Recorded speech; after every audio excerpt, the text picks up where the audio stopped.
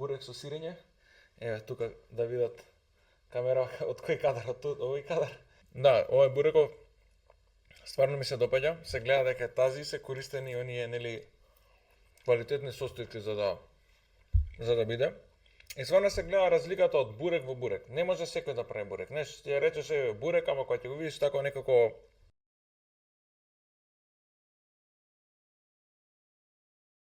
Здраво патриоти и патриотки, добре дојдовте во 9-та епизода на Патриотски муавети. Денес имам еден мој пријател што се запознавме во Словенија, дорбев јас на студии. Јас таму живеев 2 години, ги завршив дипломирав студиеве, запознав голем број на македонци кои живеат таму, посебно луѓе кои што еве си отишле во Македонија, сакаат да се вратат тука, и тоа беше еден од пријателиве Кристијан од Охрид кој има пекарница се вика Феникс, и често правевме муавет за тоа што после факултет, дали да се вратиме, дали да останеме, дали да идеме во некоја трета дестинација, и некако со Кристијан често наоѓавме заеднички јазик, а тоа беше да се вратиме во Македонија, и затоа сакам тие разговори што ги правевме тој период, сакам само да се снимат и да ви ги покажеме на вас, еве како овој пример што го имаме тука. Кристијан, ти благодарам што дојде и ја прифати понудава, многу ми е мило што еве денес можеме да зборуваме. Благодарам на поканата и ви посакувам успех со новиот подкаст. Фала. Сакам да те прашам, ти рече, еве знаеме самиот дека студираш веќе неколку години во Словенија. Голем број на луѓе, еве од посебно од Охрид, од Битола, од Прилеп, од Скопје се селат во Македонија. Тоа е еден голем тренд на македонци, интелектуалци кои што стварно се селат. Еве јас имам и податоци дека од 2001 година биле околу 50 луѓе, сега се околу над 5000 македонци, што е и до негде тоа е добра, и од друга страна е страшно што премногу голем број на луѓе се селат. Сега јас бев еден од тие што се вратија тука во Македонија да работиме, да шириме тоа што ни е нели дадено. И сега ти исто така сакаш да се вратиш. Па кажи ми прво зашто отиде еве ти во Словенија? Што правеше, на пример, средно си завршил тука, и зашто отиде во Словенија, не Скопје, и на пример на краткото? Првично идејата беше да јас се вратам назад од Словенија. Заминав заради тоа да ги проширам моите видувања, да добијам некои нови идеи и да ги донесам на македонскиот пазар.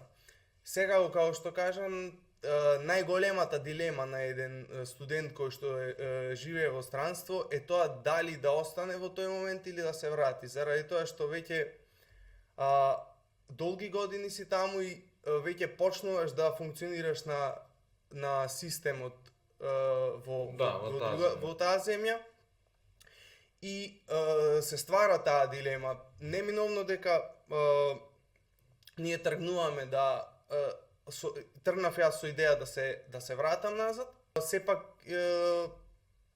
таа идеја ме држеше да се вратам назад и да пробам да направам успех во Македонија. Секако сум доста поврзан со Охрид,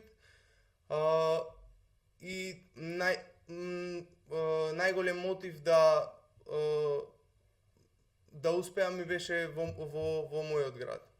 Јасно, значи го имаш тој пак локал патриотизам. И сме правиле муавет, викаме и зошто и во Скопје па не си се преселил.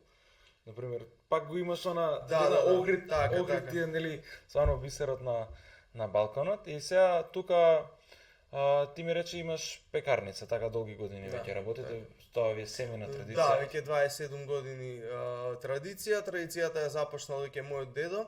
Исто интересна случка, мојот дедо ја започнал пекарницата во Хрватска, и исто и тој се решава да се врати назад во Македонија и да проба да го продолжи својот веќе развиен бизнис во Хрватска, да го продолжи во Македонија, и ево веќе успешно 27 години работиме. После тоа го наследува мојот татко и сега сум јас и мојот брат. Јасно. Сега кажи ми, што студираше во Словенија? Во Словенија студирав прехранбена технологија. За тие студии се одлучив заради тоа што веќе од дете бев во пекарата, почна да ме интересира пекарството, и размислував на кој начин би можел јас да ги расширам моите знаења во тој сектор и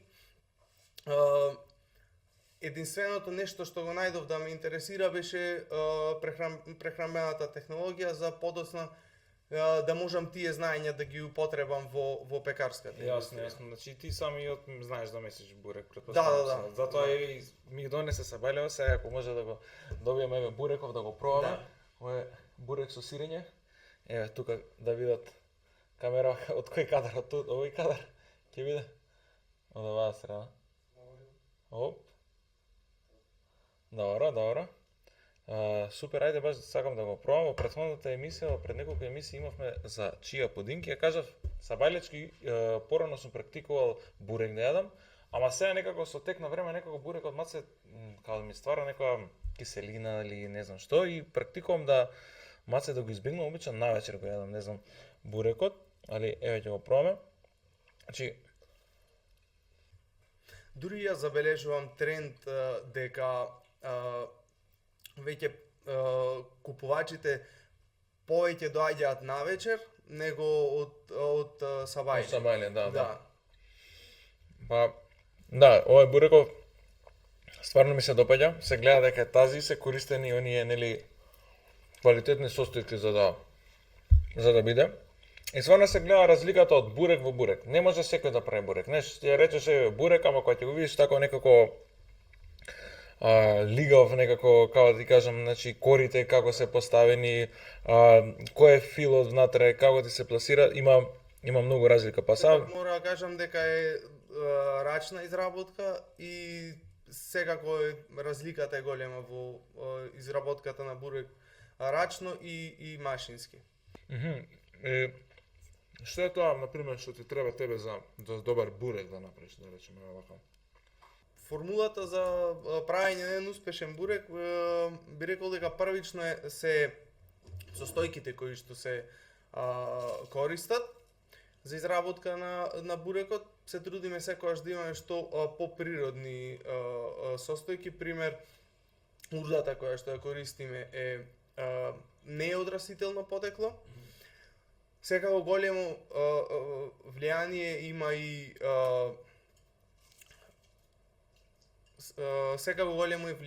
има и изработката на бурекот, значи мора да е присутен искусен мајстор кој што ќе го извлече максимумот од состојките кои што му се Кажи ми еве како е да имаш една пекарница во Охрид, затоа што таму дели сезонската работа многу прави варијации во тоа обемот на работа, например летно време претпоставувам сте фул, Да. зимно време сигурно исто, ама во текот на годината тоа е маце можеби некој. Да, би рекол дека таа разлика меѓу зима и лето во Охрид е најголем проблем, не само за нашиот бизнис, туку и за доста други бизниси. Добро, тоа е тоа, претпоставувам. Значи, тука знам исто така имате и вие проблеми со вработени. Не може секој да се најде, еве и претходно правевме во емисијата со Сакаш, зборувавме дека тешко му е да најде вработени, посебно во делот за палачикарници, ама уште потешко е па и да се најде бурек мајстор, луѓе кои што ќе стојат над печка, ќе работат. Не знам како се справувате со тоа, како еве гледам и младите не се можеби толку заинтересирани и како кубурите со луѓе, како се справувате со целото? Секако дека е проблем, најмногу заради таа разлика меѓу зима и лето, но пробуваме да дадеме солидни плати на нашите вработени, да имаат добар систем на работа и секако константно се трудиме да ја олесниме работата со тоа што ќе инвестираме во машини, Да. и пробуваме да работата тече на некој полесен пат за да може за да може да се најдат повеќе луѓе за работа, но секако сме цело време отворени за да кажам курс за луѓе што да ги немаат обучите. познавање о пекарство и сакаат да се запознаат со пекарството, можат да научат директно во нашата пекарна. Јасно. Значи, се тука сакам да те прашам малце од бизнисот, сакам да позборуваме за студирање во Словенија за луѓе, затоа што стварно е тренд. Јас ги поканив и ЕМСОС, но нели ова здружение што беше за на македонски студенти во Љубљана, не може да дојдат поради оправдани причини, не се моментално тука, но се надам дека во идна прилика ќе зборувам, ја и ти како веќе со некој искуство што имаме претhodно, сакам да те прашам зашто толку луѓе идат во Словенија? Ти што мислиш, зашто е тоа толку популарно? Да, моје мислење за Словенија е дека има доста среден систем за студенти. Би рекол дека уште од почетокот, уште пред да заминеш во Словенија, системот на запишување е доста лесен и уште од старт си те прави се повеќе заинтересиран за државата. За разлика, например, би рекол, за разлика од странски студент кој би сакал да студира во Македонија, мислам дека е потежок патот првенствено да добие информации, да се запозна и да дојде да студира во Македонија. И исто така поевтино, мислам дека колку беше школарина таму, околу Да, 60 мислам, евра. така, околу 50 евра годишно.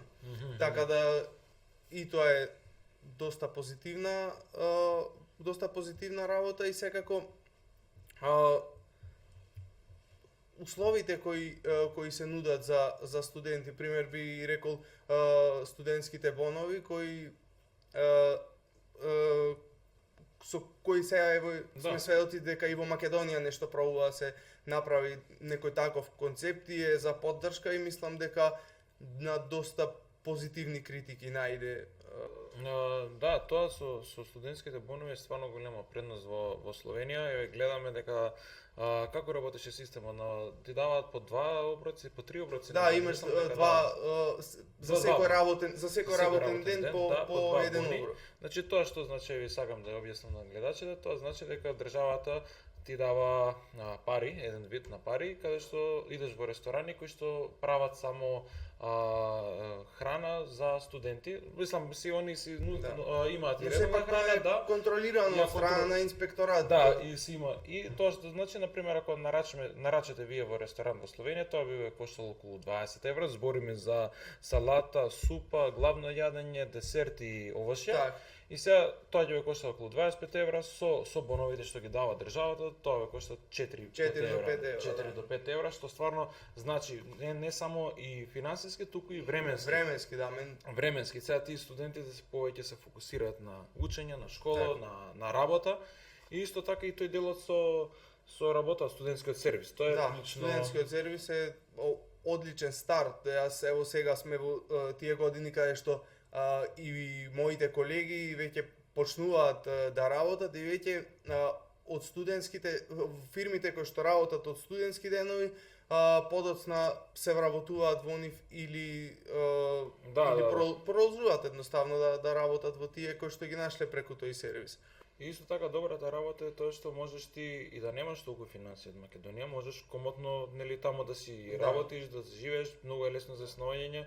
Значи не можеш да зависиш финансиски да речеш ја немам средства за студирање во странство, туку ќе работам. Не само и финансиски дел, би рекол дека и доста искуства се стекнуваат. Ево лично јас доста искуство стекнав во однос на мојата струка, со тоа што работев во други помали пекари од мојата, но и поголеми се трудев да цело време имам пракса во нешто што е поврзано со мојата работа и да стекнам нови искуства кои што сега во иднина можам да ги вклучам да.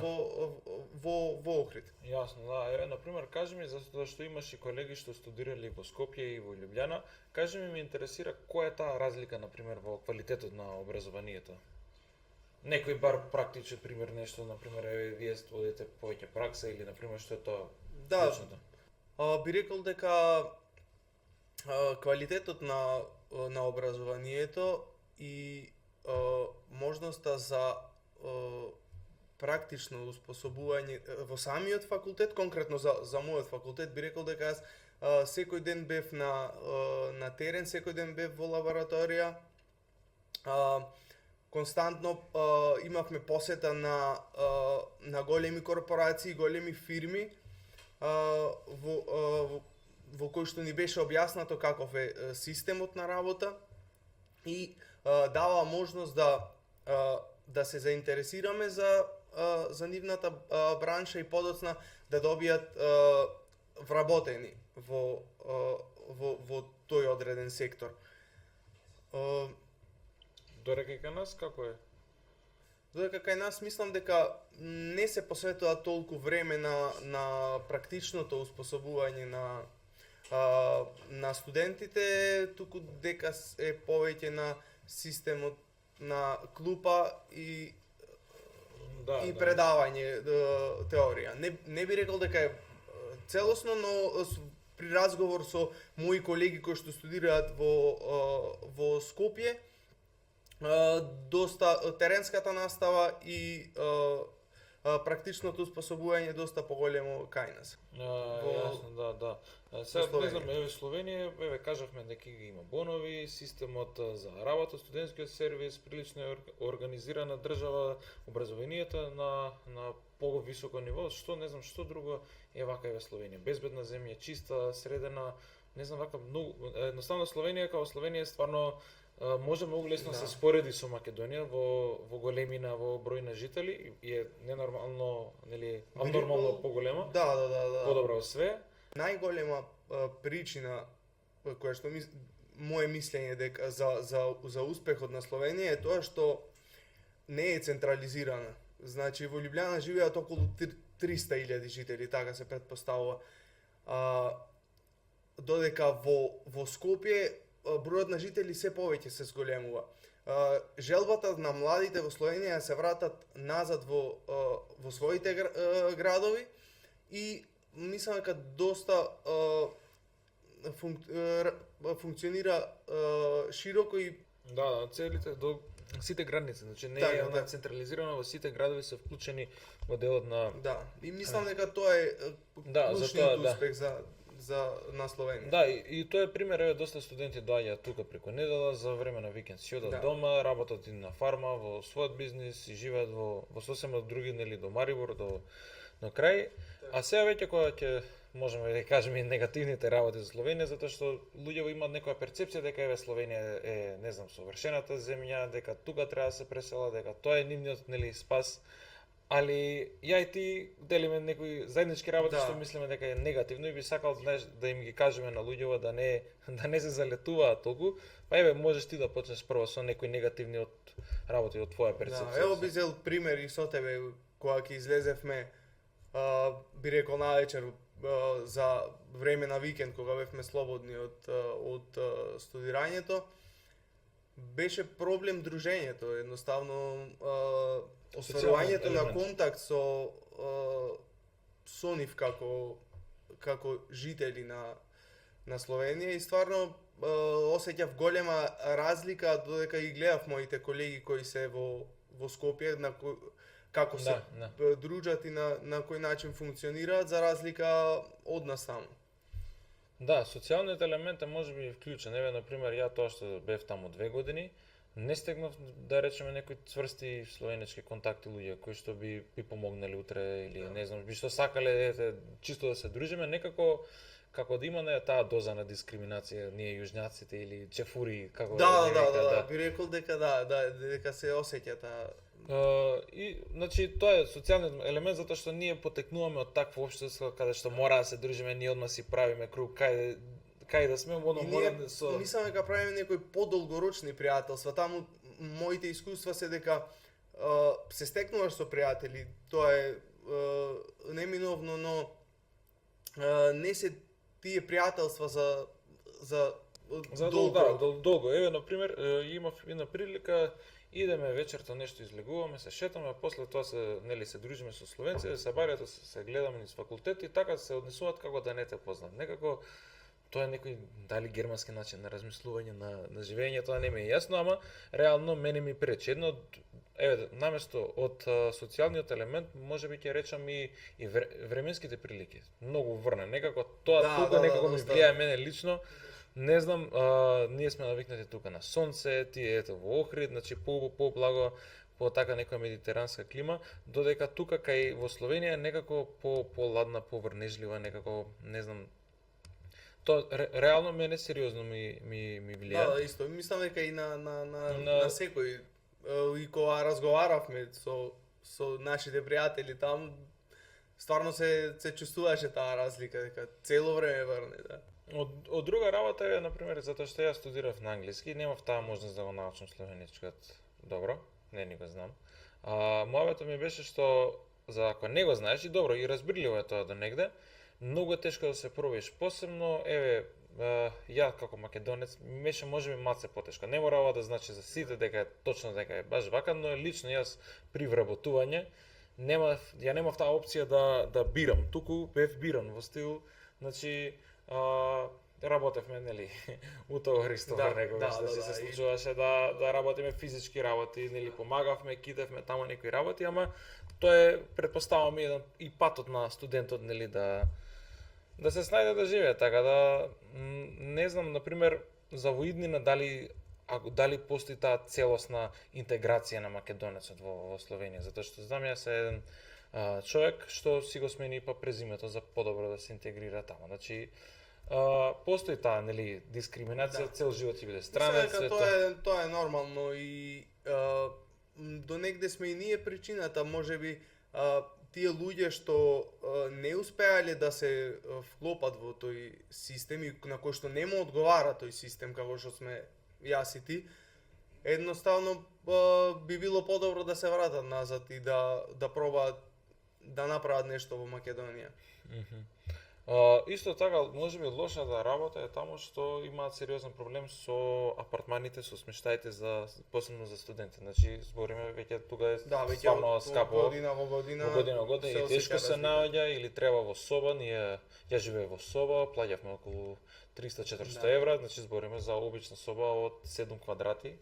И знаеш, малце не ти е тој комодитет. Тоа е кога разговарав со колегите словенци, веќе и кај нив е проблема. Замислете со македонски плати и со македонски, да би рекол, начин на живот да пробаш да твоето дете, пример, студира во Словенија. Да, сериозно, треба да сакаш да оствариш. Еви, да не се боните, веќе кога ќе треба да излегува, стварно и цените се поскапи и све, така да, а платата е, да речеме, колку е просечна плата во Словенија, околу 1200 евра. Така да и таа плата не дали го пречекорува на ризикот да се одселиш од Македонија да идеш во некое место. Би рекол дека и студентското живење со понатаму кога земаш плата не е исто, веќе секој сака да добие некоја комоција и да се одселиш и да го смениш начинот на живење со цимери, пример. Јасно. Секој би сакал да има некоја комоција за нормален живот. Да, и сакам да прашам, еве, добро, ги знаеме и предностите и лошите работи, маните во Словенија, па што тебе те мотивираше да се вратиш тука во Македонија и да инвестираш во своето, во пекарницата? Би рекол дека имам голема поддршка од моите родители во однос на тоа дека успеа да го издржат бизнисот и јас и брат ми студираме во странство и да донесеме, да добиеме некои нови искуства и потоа да ги пренесеме во Македонија.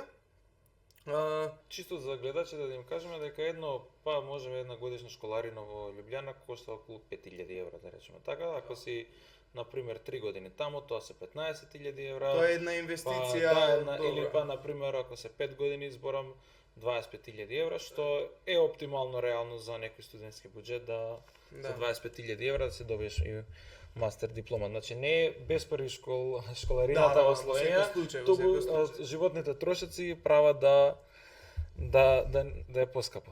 Сега да те прашам, значи ти се враќаш тука во Македонија, сега си на уште колку ти остана од магистерската?